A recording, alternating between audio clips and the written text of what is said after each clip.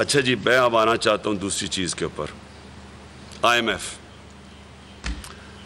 F کے pressure کے میں آ کے انہوں نے 30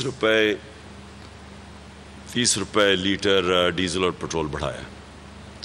میرا سب سے پہلے سوال یہ ہے کہ کیا اتنا بڑا کبھی بھی پاکستان میں کبھی بھی فیول کی قیمت میں اتنا اضافہ کیا گیا؟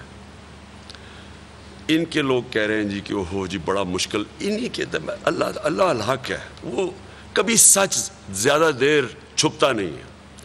انہی کی سٹیٹمنٹ سن لیں، مفتاح اسماعیل کی، خاقان عباسی کی، کہ جب ہم عالمی پریشر کے اندر آ کے قیمتیں بڑھا رہے تھے اور پھر بھی پاکستان سب سے ہم نے کم پٹرول کی اور ڈیزل کی قیمت رکھی تھی عوام کو بچانے کے لیے، سارے برِ صغیر میں ہماری سب سے کم قیمتیں تھیں، لیکن انٹرنیشنل قیمتیں بڑھتی گئیں، تو جب بڑھتی گئیں ہم نے ایک پوائنٹ پہ فیصلہ کیا کہ ہم اب مزید اور بوجھ نہیں ڈالیں گے اپنے لوگوں پہ۔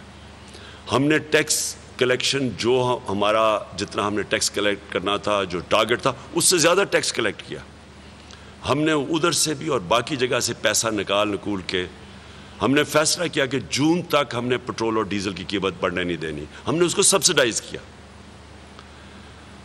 ہم نے اس لیے کیا اپنے عوام کے اوپر یہ جو بوجھ پڑتا جا رہا تھا یہ بچانے کے لیے، اور جب آپ ڈیزل اور پٹرول کی قیمت بڑھاتے ہیں تو سب کچھ بڑھ جاتا ہے، ہر چیز کے اوپر اس کا اثر پڑتا ہے۔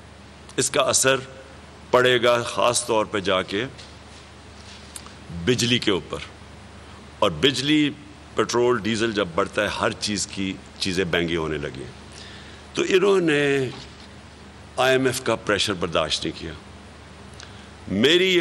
میرا یہ اب میں اس نتیجے پہ پہنچ چکا ہوں، کیونکہ میں نے تو اب 3.5 سال میں دیکھ لیا ہے، یہ جو باہر کی قوتیں ہیں یہ چاہتی نہیں ہیں کہ پاکستان اپنے پیر پہ کھڑا ہو، یہ چاہتی ہیں ہم کمزور رہیں۔ اب انہوں نے پریشر ڈال کے، اور کیونکہ اس حکومت میں تو کوئی پریشر لینے کی قابلیت ہی نہیں ہے، نہ ان میں ملک چلانے کی قابلیت ہے، 6 ہفتے کے اندر انہوں نے جو ملک کے ساتھ کیا وہ سب کے سامنے ہے۔ روپیہ بھی گرنا شروع ہو گیا، سٹاک مارکیٹ، چیزیں ویسی مہنگی ہوں گی، اب اس کی وجہ سے مزید اور مہنگائی کی طرف اب جا رہے ہیں۔ تو میں یہ ان سے سوال پوچھتا ہوں کہ کیا اب ان کو نہیں پتا کہ اس ملک کے اوپر اب کس طرح کا پریشر پڑے گا، عوام کے اوپر؟ عوام میں بدلی آئے گی، عوام جب یہ مزید اور مہنگائی آئے گی عوام تو بغاوت کی طرف جائے گی۔ ہم نے سری لنکا میں نہیں دیکھا کیا ہوا ہے، ہمارے سامنے 2 مہینے میں سری لنکا کدھر سے کدھر پہنچ گئے، یہ تو ہمیں ادھر دھکیل رہے ہیں۔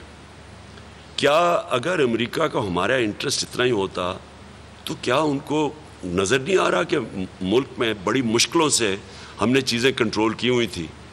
تو ہمارے اوپر بھی آئی ایم ایف کا پریشر تھا کہ قیمتیں بڑھاؤ، ہم نہیں بڑھا رہے۔ سبسکرائب کریں اور بیل دبائیں تاکہ کوئی خبر رہ نہ جائے۔